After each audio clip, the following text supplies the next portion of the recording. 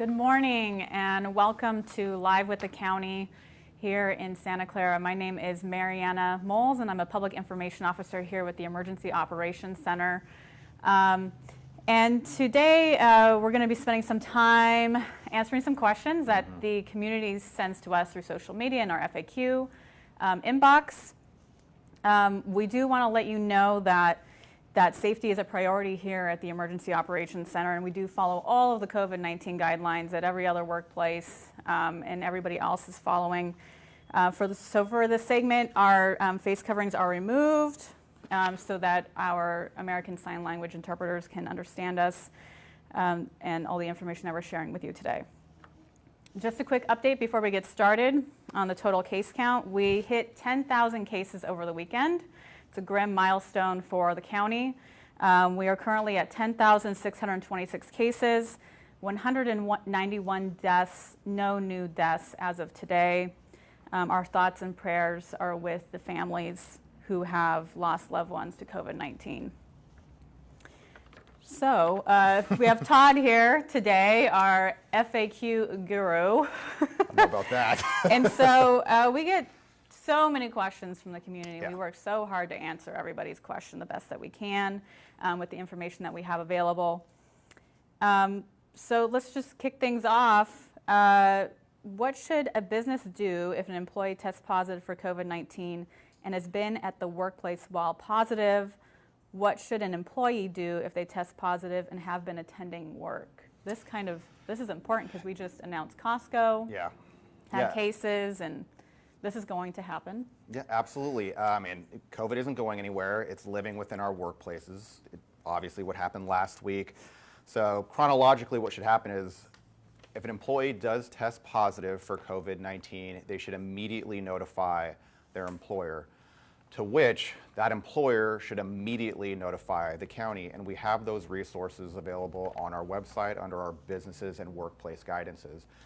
So once that employer does notify the county, they must kind of go through their own individual contact tracing methodology, meaning that they need to identify what employees have been within close contact of that positive case, meaning that anyone who has been within 6 feet of a positive case for at least 15 minutes. Those people should then be instructed to isolate at home and get tested as well. So once we have all of the procedures of who and theoretically who may be sick, they need to ensure that they kind of open the areas that that employee was working at for about 24 hours if possible, if they can open windows and doors, or as practically available as needed as well, so that they can air out the room, and they need to make sure they clean and sanitize that workstation following the CDC guidance that we do have posted on our website in that same section as well. So it's not a quick and easy process, but it involves a lot of investigation, and also to keep in mind those employers should be keeping that medical information confidential, and it shouldn't be released to other staff as well too. And what about break rooms? You want to touch a little bit on that seems to be the most common factor that we are seeing in workplace spread of COVID is in the break rooms where people are eating lunch, maybe letting their guard down a little bit around their coworkers. Well, I would say that it's really not just break rooms, but anywhere at your job site where you feel like you're getting a little bit too comfortable. This is going on for a long period of time. It's human nature for people to get complacent. So it goes to the root of what we're supposed to do, which is social distancing. Using the break room as an example, if you have a break room, you should be maintaining at least 6 feet from other people who are in that room. You shouldn't be congregating. Those surfaces and so forth in that break room should be sanitized appropriately after every use as well too. If people want to eat their lunch at their work site, we do recommend people go outside, because as we've seen, outside is safer than inside, but people should still strictly be following the social distancing requirements while at work. Additionally, employers should be following the order, which means that they must maximize the number of staff working from home. Just because you can have a staff go to work doesn't mean you should. They should still be maximizing the amount of employees working from home, which will help prevent the spread of COVID-19. Less people, less probability, in theory. And the county is working very closely with any workplace that has reported cases of COVID-19 to, like you said, do contact tracing and help reduce the spread. Here's the next question from our community. Are personal care businesses allowed to operate outdoors? Is this safe? Also, I observed a few places operating outside, but inviting customers on the inside as well. Yes, so personal care facilities are allowed to operate outdoors in conjunction with the guidance provided by the state, as well as the guidance provided by the Board of Barbering and Cosmetology. I'm glad I said that right, because I keep saying Barbary. But in conjunction with their guidance as well, they would be allowed to operate outdoors. However, they would not be allowed to provide any of their service inside their actual brick and mortar facility. Okay. How can someone file a complaint about a business, and where can an employee file a complaint about their employer? Do I have to give my personal information? So two questions here. So let's start with the business. Yeah, absolutely. If a community member has a complaint they want to raise about, say, a business not wearing their masks or they're not washing their hands, so this would be a community member complaining about a business, they would need to go to the office of our district attorney and submit an online complaint there. For the second part of that question, if I'm an employee and I want to complain about my employer not following the rules, the best direction we can point you in is to contact the Office of Labor Standards and Enforcement, because they're handling those more internal complaints right now about employers. You can leave an anonymous complaint if you feel that your identity can't be protected, but in all sincerity, we do not release people's identities when they provide them to us. So your confidentiality is protected with us, with the county. And all of that information is included on our website on the business enforcement page, which is under businesses, I believe, in the top menu. You'll see an email there and contact information. And just let's reiterate too that before you go into a business, you should be looking for that check mark dated July 2nd. Absolutely.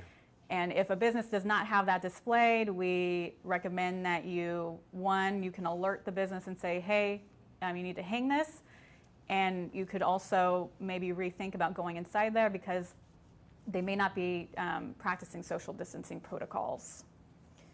Next question. I have a camping trip planned with other members of my family. I'm assuming this means extended family. Yeah. I would think so. Would that be allowed? What about with my church? Because we'll be outside. Isn't this safer?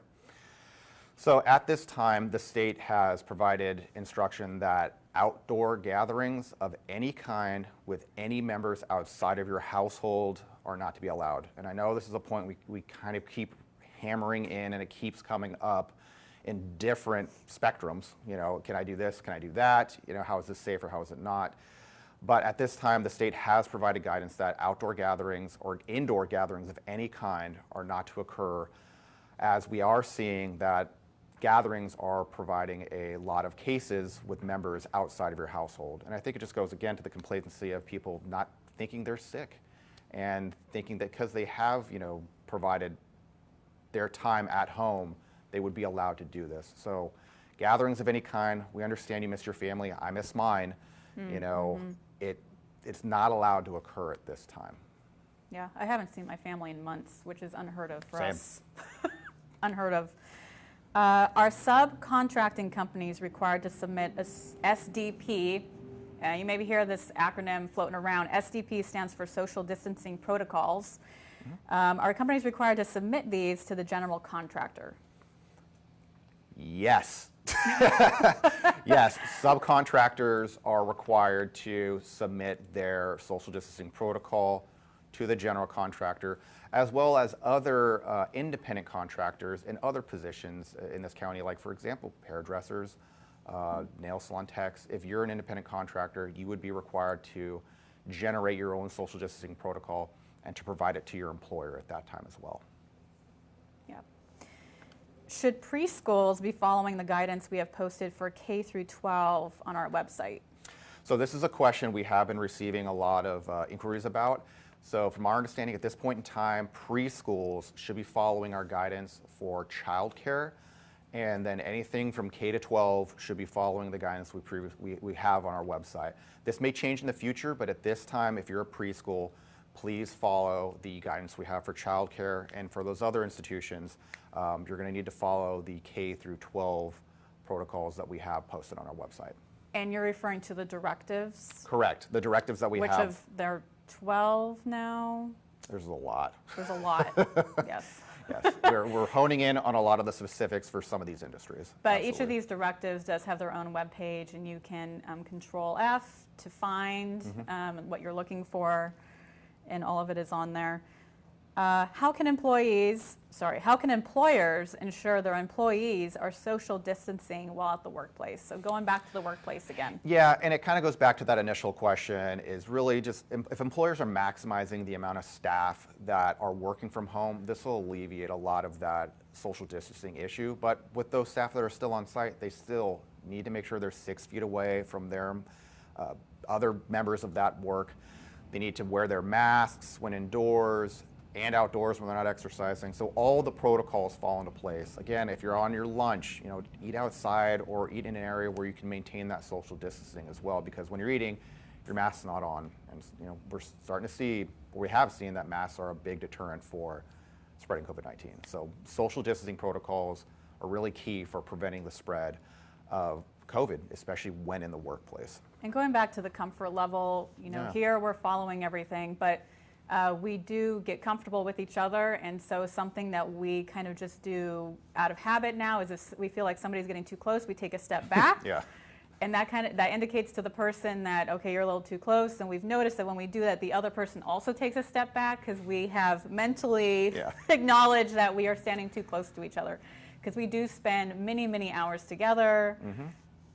It's very easy to get comfortable, and so we just have to make it feel very uncomfortable if we're standing too close together, basically. And you bring up a very good point that I think we've been raising a lot, especially with our email responses and our phone calls, is the best way anyone out there in the county, in the state, in the world what they can do to best protect themselves is to strictly adhere to the social distancing requirements, which means keep your distance from people, wear your masks, wash your hands frequently, because we do get a lot of complaints about people observing other members of the community not following the rules. And they're like, what can we do about that? Well, the best thing you can do is protect yourself. Maintain those social distancing requirements, because that's what you have control over at this time. So if you keep doing that, you're going to set yourself up for the best possible outcome and scenario for success. Do what's within your control. Exactly. Because there's so much about this that we cannot control, and that is part of the reason it's so frustrating. So one last question here. Does the county process unemployment benefits? No. So I understand there may be some confusion because it is on our resource page, the resource section of our business and workplace page. We do not process anything for unemployment. We're there to help guide you and direct you to where you can if you have any questions about unemployment. So any inquiries, that's a hard word for me today, any questions you may have about unemployment, please direct it to, EDD. Great. And just a few reminders here, the Business Call Center and online FAQ, email are all on our website. Absolutely. We do have a Business Call Center dedicated to businesses, so the name indicates. And we also have a general call center. So please visit our website. It's constantly being updated with information. And then we also have Facebook Live in Spanish on Wednesdays at 11 a.m. and Facebook Live in Vietnamese on Thursday. And we do have Facebook pages corresponding to those communities. So please find those when you're on social media. And I think that's all we have today. So anything to add? Just that, I know we received a lot of questions as of last Friday when it came to testing. I just want our community to know that we have taken all your concerns and questions regarding if you can get tested by your provider, and we're pushing them up to the appropriate people to make sure that your voice is being heard. So I want to thank everyone who has reached out to us to offer their concerns and their questions, just to let you know that we are pushing it up to the appropriate people to make sure that we allow you to get a test.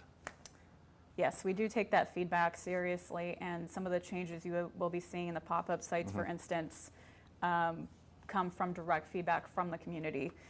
So thank you for your time today. Thanks for all you're doing to keep our community safe. For the latest information about COVID-19, please visit our website at sccgov.org/coronavirus. And thank you for watching. Please stay safe. Yep. Thank you.